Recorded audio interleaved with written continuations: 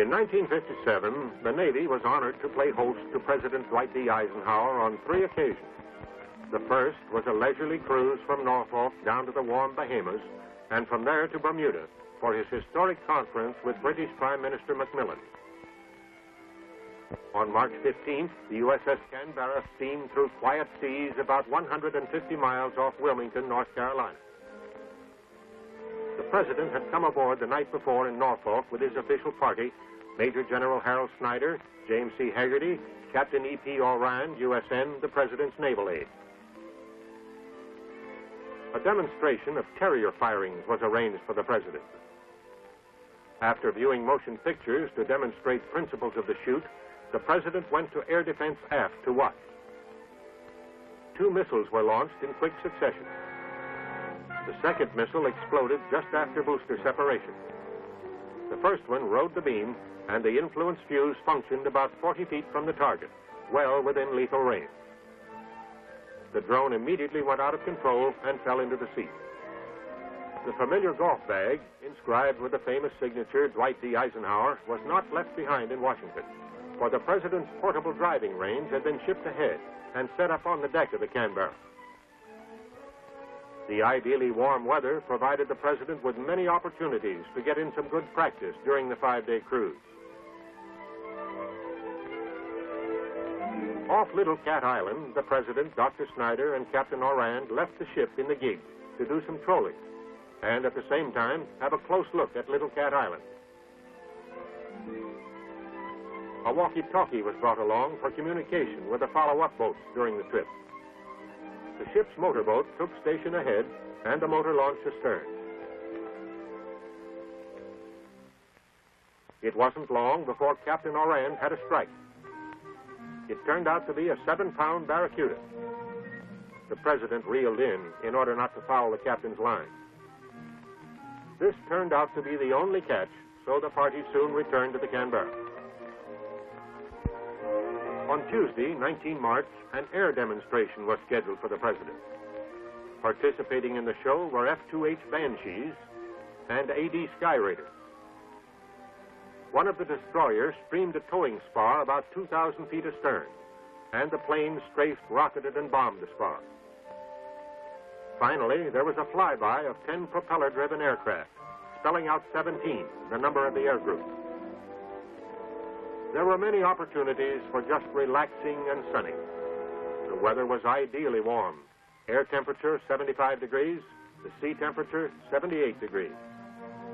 About 3 o'clock on 19 March, the Canberra hove to off Allbuoy Point, Bermuda, and the President prepared to depart the ship. One evening at happy hour, the President addressed Captain Morrow and his crew, saying, Captain Morrow, men on these wonderful ships, I'm sure I will not have another opportunity like this to speak to so many of you all at one time. On behalf of my party and myself, I want to thank you for all the courtesies you've shown us. We know that this trip down here has probably put extra duty on all of you. We're appreciative of it. We thank you very sincerely, and particularly for all of those people who took part in this show this evening. And thank all of you. Good night, good luck. An accident to the steering control of the barge required the presidential party to transfer to the captain's gig. The President, however, took the matter good-naturedly, sending a message to the barge crew, telling them that he appreciated the fact that accidents will happen, and that this was just a little salt and pepper on the dish. At 4 o'clock, the President and his party arrived at Allbuoy Point, Hamilton, Bermuda. On hand to greet him were Prime Minister Harold Macmillan, Governor Woodall of Bermuda, and other dignitaries.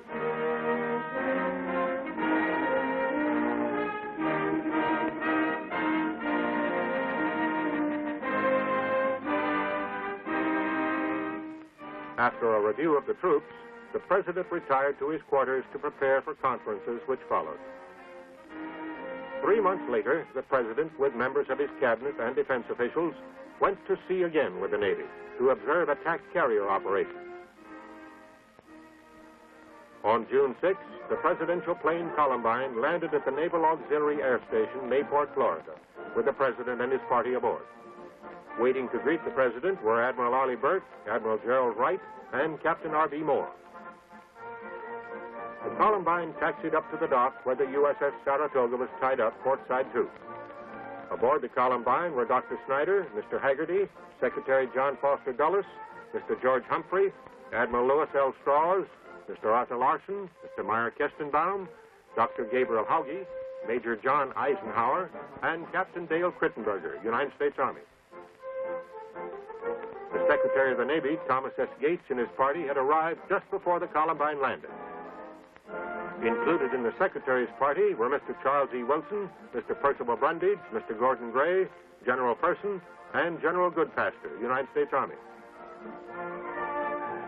The Saratoga got underway at 10:50 and entered international waters at 11:10 at a speed of 20 knots. The President was briefed by Secretary Gates and Admiral Burt on the two-day operation of the Saratoga and the concepts of carrier air warfare. After lunch, the Saratoga commenced launching aircraft. First to go were F-3H Demons and F-4D Skyrays. The President watched from flag plot. He saw an F-4D Skyray take a wave off, pouring on the power as it climbed, and takeoffs of F-3H Demons.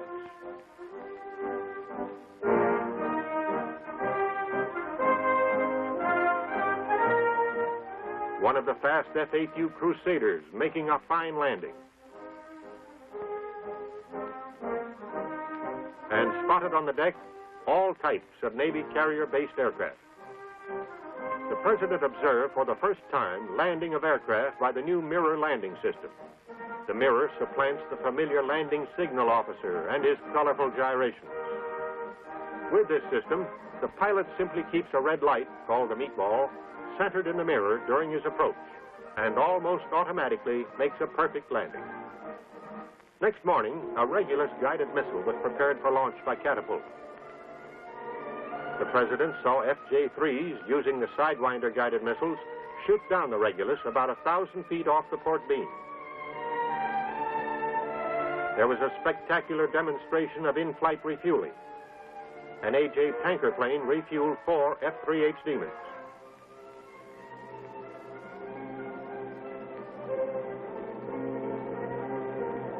The highlight of the day came with the landing of 2 F-8U Crusaders, which had been launched from the USS Bonhomme Richard off San Diego, California, only 3 hours and 28 minutes earlier.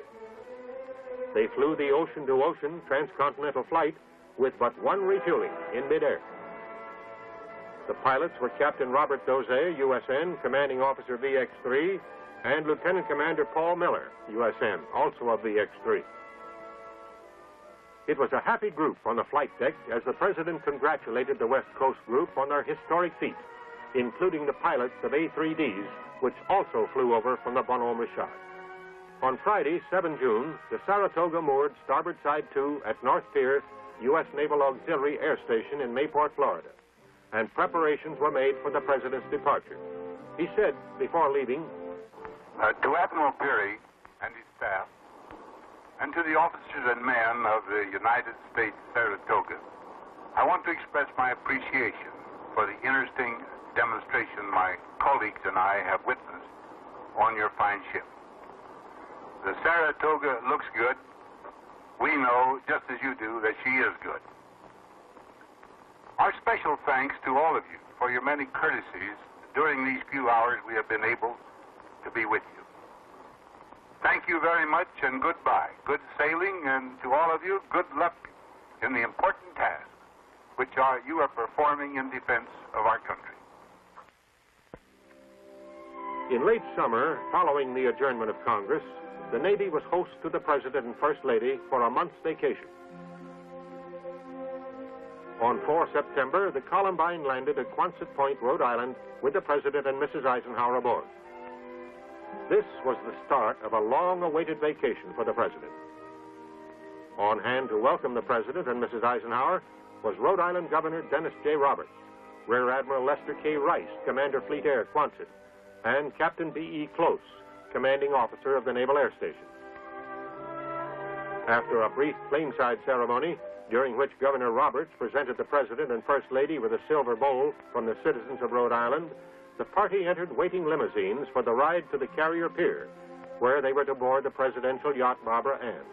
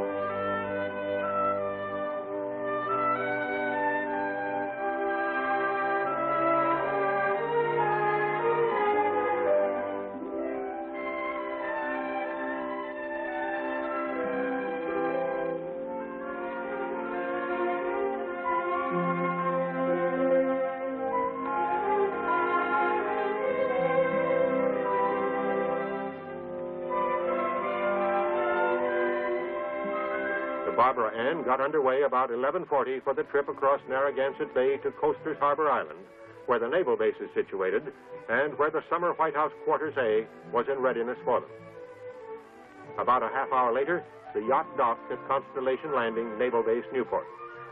The President and First Lady were officially welcomed by the Naval Base Commander, Rear Admiral Henry Crommelin, USN. Leaving the yacht, the First Lady received a bouquet of 24 carnations from Mrs. Crommelin and posed briefly for photographs before entering a waiting car for the drive to Quarters A. Mrs. Eisenhower was accompanied on the ride by Mrs. Crommelin. After the departure of the First Lady, the President, accompanied by Rear Admiral Crommelin, reboarded the Barbara Ann for the short trip to Government Landing in downtown Newport.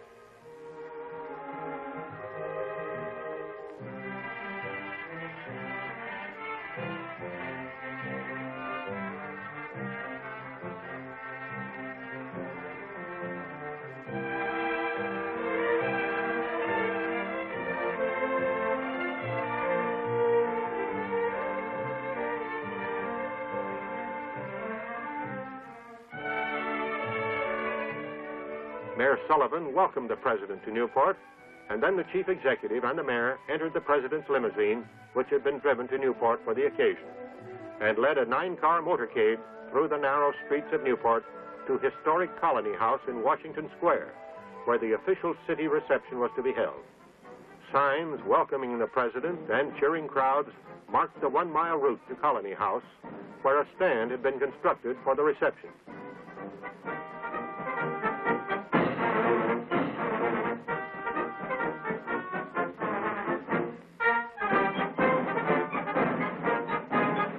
Among the dignitaries on the stand to welcome the President were Senators Theodore F. Green and John O. Pastore.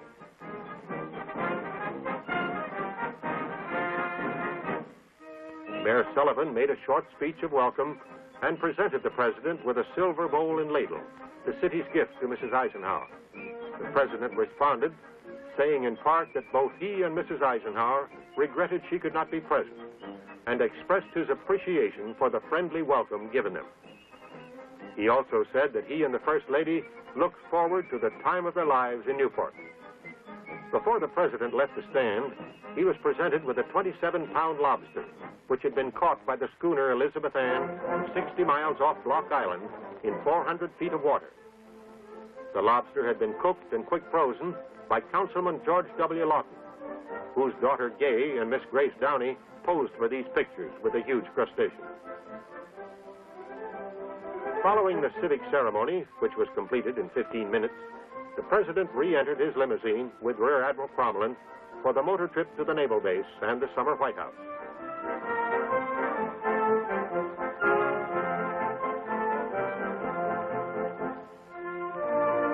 Awaiting the arrival of the President at the naval base were hundreds of Navy personnel and their families, who stood behind lines of Navy men resplendent in summer whites, and the contingent of waves and Marines manning the rail on both sides of the roadway leading from the main gate to base headquarters building. At Dewey Field, the base parade grounds, the President left his car and was piped aboard. Following this traditional Navy honor, the destroyer force band sounded ruffles and flourishes and played Hail to the Chief. The President then greeted Vice Admiral Ingersoll and other senior flag officers of the area and inspected the Marine Guard.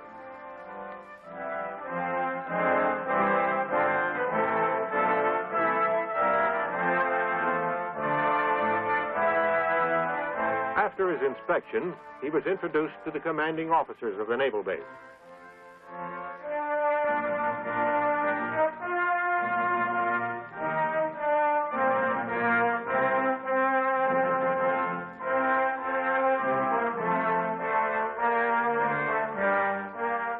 The President then re-entered his waiting limousine for the short ride to the summer White House to begin his vacation.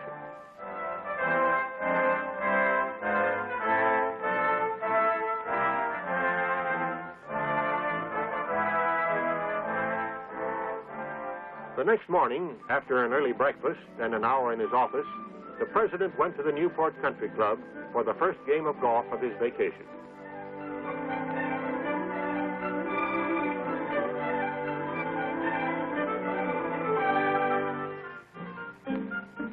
By 9 a.m., he was on the practice tee warming up for his match. Still and motion pictures were taken by the news photographers before the game started. Then, with Mr. Howard G. Cushing, Newport Country Club president, Norman Palmer, club professional, and Mr. Haggerty, his press secretary, making up the foursome, the President lined his drive down the first fairway. The Newport Country Club course, one of the oldest in the country, has been known since the first United States amateur tournament was played there in 1895 as one of the finest tests of golfing skill in America. Wind-swept and well-trapped, the course is a difficult challenge even to the professionals and power players. The President played golf here 23 of the 27 days of his Newport vacation and still maintained a regular working schedule every morning and afternoon in his summer offices. The first Sunday of his vacation, the President attended church services at the Red Brick Chapel on the Navy base. Accompanied by the naval aide, Mr. Eisenhower walked the 2 blocks from his quarters to the chapel for 10:30 Protestant services.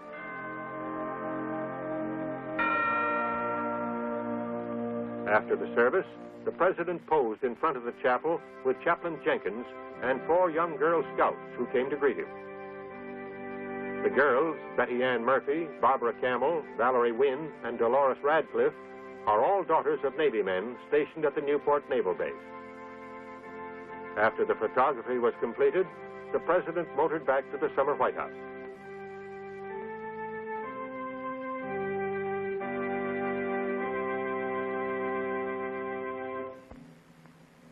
A historic first for President Eisenhower was scheduled on 26 September. The nuclear-powered submarine Seawolf was anchored off Rose Island, about 2,600 yards southwest of Coaster's Harbor Island and the summer White House.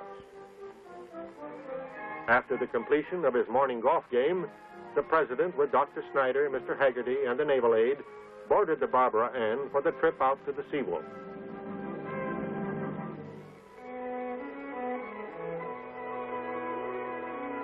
The party boarded the submarine directly from the presidential yacht.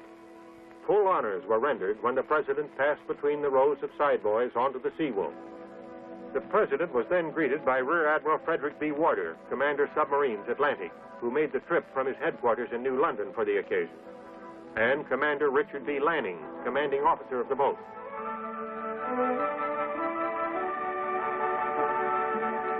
Formalities completed, Seawolf was underway, and the President and his party proceeded below.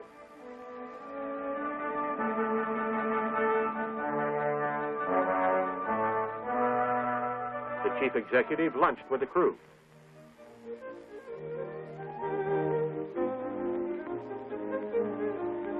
He then cut the cake, baked by the sub's galley force especially for the occasion.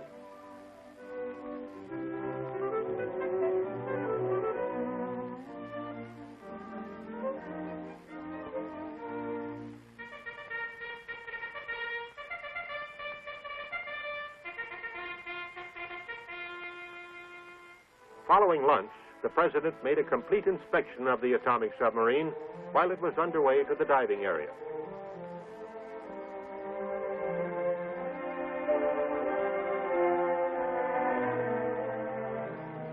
Seawolf submerged at 1:23 p.m.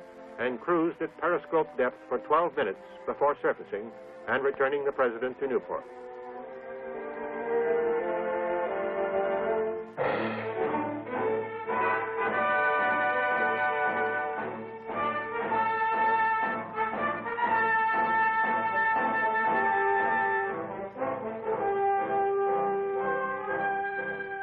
Before he left the Seawolf, he said, "As interested as I've been in all the gadgets and all the new machines, I've been even more interested to see again the U.S. Navy at work.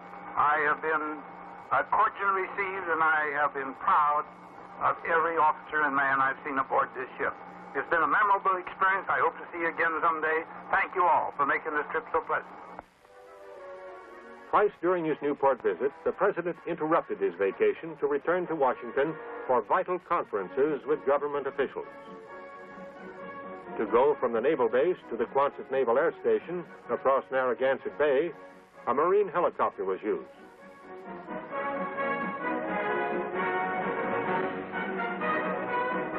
This was the first occasion on which a President had flown in a Marine Corps aircraft of any kind.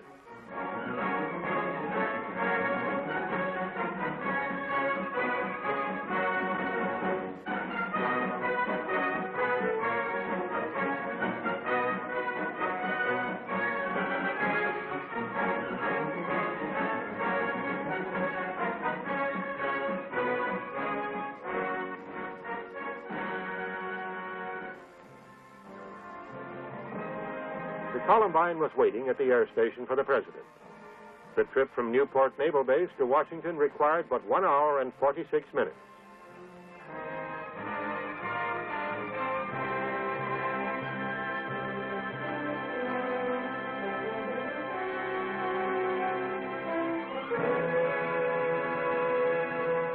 On 30 September, the 27-day vacation at Newport came to an end. Before boarding the Barbara Ann, the President said, "Well, the time has come for Mrs. Eisenhower and me to say goodbye to the good people of Newport and Rhode Island. We are grateful to all of them and to the native personnel who have been our hosts while here for the cordiality and the hospitality that we've encountered on all sides. Thank each of you for the very fine vacation we have had in this lovely area. Goodbye." Hundreds of Navy men with their families were gathered at the air station to see the President and Mrs. Eisenhower.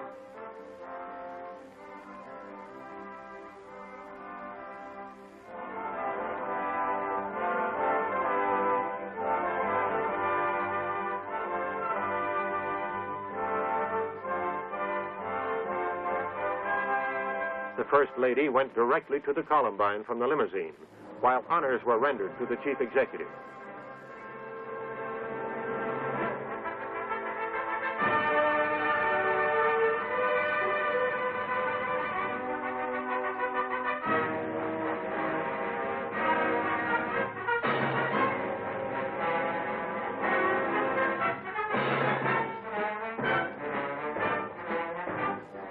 The President inspected the Quonset Point Marine Honor Guard as the 1st Naval District Band played songs of the Free Armed Services.